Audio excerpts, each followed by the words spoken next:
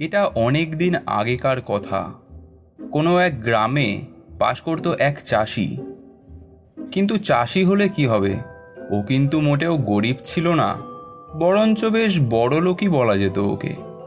চাষের জমি তো ওর ছিলই, তার ওপর ছিল দুটো বড় বড় নাশপাতির বাগান। তাতে ফলও হতো প্রচুর, আর সেই ফলগুলো ছিল খুবই মিষ্টি আর রসালো। তাই বাজারে ওর নাশপাতির চাহিদাও ছিল খুব। ফলে চাষি ওর নাশপাতি বেশ চড়া দামেই বিক্রি করত। কিন্তু পয়সা হলে কি হবে, ওর মনটা ছিল ভারী ছোট। কারুকে একটা পয়সা দান করতেও ওর মন চাইতো না। একদিন চাষি এক ঠেলাগাড়ি ভর্তি করে নাশপাতি নিয়ে বাজারে এসেছে, ইচ্ছে বেশি দামে বিক্রি করবে।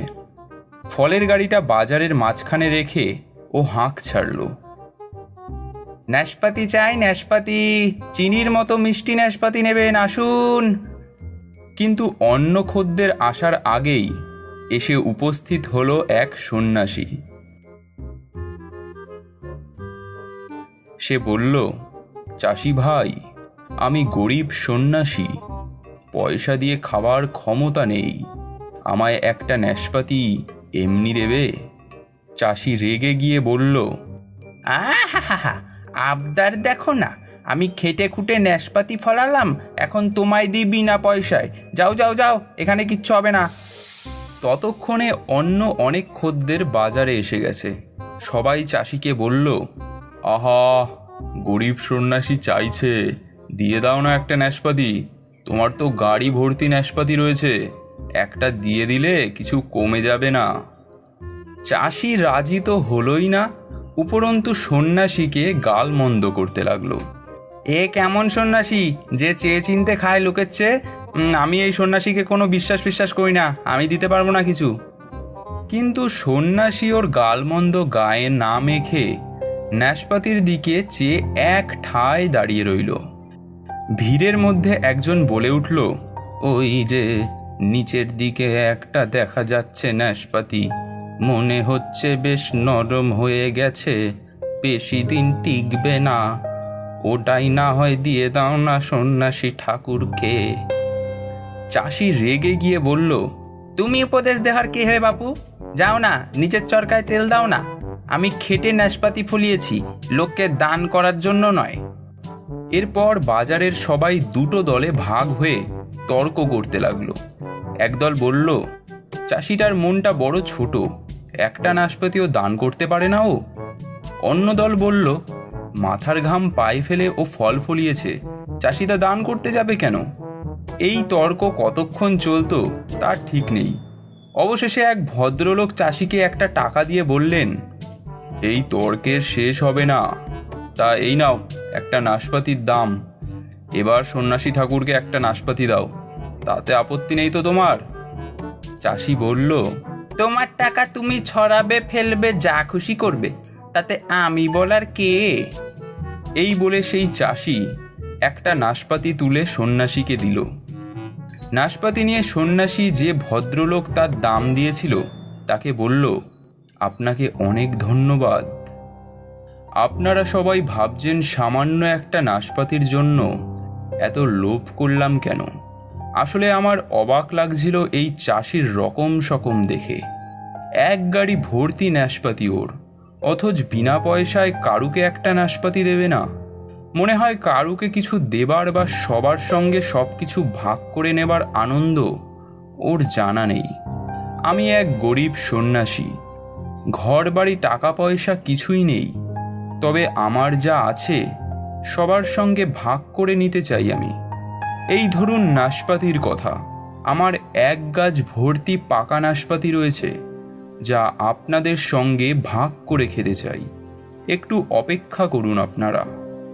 ভিড়ের মধ্যে একজন বলল, ঠাকুর আপনার গাছ ভর্তি নাশপাতি আছে বলছেন, তবে নাশপাতি চাইছিলেন কেন? সন্ন্যাসী বলল, দাঁড়ান, গাছটা লাগাই, তবে তো হবে নাশপাতি। সন্ন্যাসীর কথা শুনে ব্যঙ্গের হাসি হাসল চাষি। বলল, উনি গাছ লাগাবেন, সে গাছ বড় হবে, তাতে ফল ফলবে, তবে সে নাশপাতি খাবেন আপনারা, ততদিনে বুড়ো হয়ে যাবেন সবাই। ব্যাপারটা হাসার মতোই বটে, তবু সবাই বলল, সন্ন্যাসী কি করে দেখাই যাক না। সবাই জড়ো হলো সন্ন্যাসীর চারপাশে। ফলের গাড়িটা একটু দূরে সরিয়ে রেখে সেই চাষিও যোগ দিল সবার সঙ্গে। এদিকে সন্ন্যাসী কি করলো জানো? চট করে হাতের ন্যাশপাতিটা খেয়ে ফেলল, বিচিগুলো বাদে। তারপর মাটিতে একটা গর্ত করে নাশপাতির বিচিগুলো পুঁতে বলল, একটু জল লাগবে এখানে, একটু জল দিতে পারেন কেউ? ভিড়ের মধ্যে একজন বলে উঠল, ঠাকুরের রকম সকম দেখো, মনে হচ্ছে সত্যি সত্যি গাছ বেরুবে ওই বিচি থেকে। একটি ছোট ছেলে ছুটতে গিয়ে এক ঘটি জল নিয়ে এলো। সন্ন্যাসী মাটিতে পোতা বিচিতে ঘটি থেকে কিছুটা জল ছিটিয়ে দিয়ে চোখ বুজে কী সব মন্ত্র আওড়াতে লাগলো। হঠাৎ সবাই দেখল ভিজে মাটি ঠেলে বেরুচ্ছে সবুজ একটুখানি অঙ্কুর।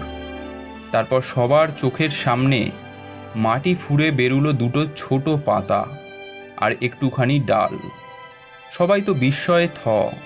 সন্ন্যাসী কি জাদু জানে? কয়েক মিনিটের মধ্যেই দুটো পাতা ও একটি ডাল তরতর করে বেড়ে উঠল, এবং একটু পরই সবাই দেখল তাদের চোখের সামনে বড় সড়ো এক নাশপাতি গাছ। শুধু গাছ নয়, তার প্রতিটি ডালে ফলে রয়েছে নাশপাতি। এসব দেখে সবাই এত অবাক হয়ে গেল যে হাততালি দিতেও ভুলে গেল। সন্ন্যাসী হেসে বলল, আমার গাছের নাশপাতি বড় হয়ে গিয়েছে, এবার এগুলো খাওয়া যেতে পারে। এই বলে সন্ন্যাসী গাছ থেকে পেড়ে সবাইকে একটা একটা করে নাশপাতি দিতে লাগলো। সবাই তো খুব খুশি, সবাই মহা আনন্দে নাশপাতি খেতে লাগলো। ক্রমে একটা বাদে সব নাশপাতি বিলিয়ে দেওয়া হয়ে গেল। সন্ন্যাসী তখন শেষ নাশপাতিটা সেই চাষিকে দিয়ে বলল, তুমি নেবে একটা নাশপাতি? নাও না, খেয়ে দেখো। বিনে পয়সার কোনো জিনিসেই আপত্তি নেই চাষির। নাশপাতিটা নিয়ে তক্ষুনি খেতে শুরু করলো। নাশপাতি খাওয়া হয়ে গিয়েছে, এখন আর এই গাছটার দরকার নেই। এই বলে সন্ন্যাসী তার ঝোলা থেকে একটা কাটারি বার করে ঘ্যাচ করে গাছটা কেটে ফেলল। তারপর কাটা গাছটা কাঁধের ওপর ফেলে বলল, আচ্ছা এবার তবে আসি।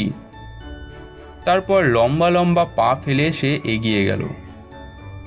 সবাই বলতে লাগলো, সন্ন্যাসী নিশ্চয়ই জাদু জানে।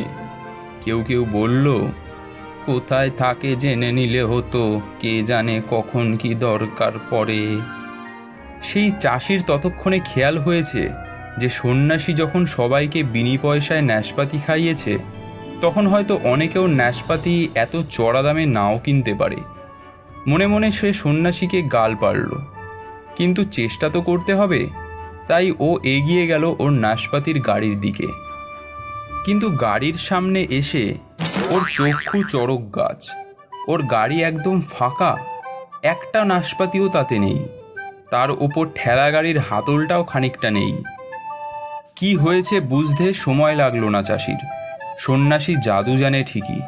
জাদু বলেই চাষির গাড়ির নাশপাতিগুলো সন্ন্যাসীর নাশপাতি গাছে গিয়ে ফুলেছে, আর চাষির নাশপাতিগুলোই মহানন্দে সবাইকে বিলিয়েছে সেই সন্ন্যাসী। মজা দেখাচ্ছি সেই সন্ন্যাসীকে বলে ছুটে গেল বটে চাষি, কিন্তু ততক্ষণে সন্ন্যাসী চলে গিয়েছে। কোন দিকে কেউ খেয়াল করেনি। বাজারের অন্য সবাই যখন চাষির ফাঁকা গাড়ি দেখল এবং ব্যাপার বুঝতে পারল, তখন সবাই বলতে লাগলো, উচিত শিক্ষাই হয়েছে চাষির। একটা নাশপাতি বিনা পয়সায় দিতে ওর বুক ফেটে যাচ্ছিল, এখন গাড়ি ভর্তি নাশপাতি দিতে হলো বিনা পয়সায়। এরপর সেই সন্ন্যাসীকে সে দেশে আর কেউ দেখতে পায়নি। চাষি সন্ন্যাসীর ওপর রেগেছিল খুবই, কিন্তু ওর শিক্ষাও হলো খানিকটা। স্বভাবটা একেবারে বদলাতে না পারলেও এরপর থেকে কেউ চাইলে দু একটা নাশপাতি প্রায় দান করে ফেলতো।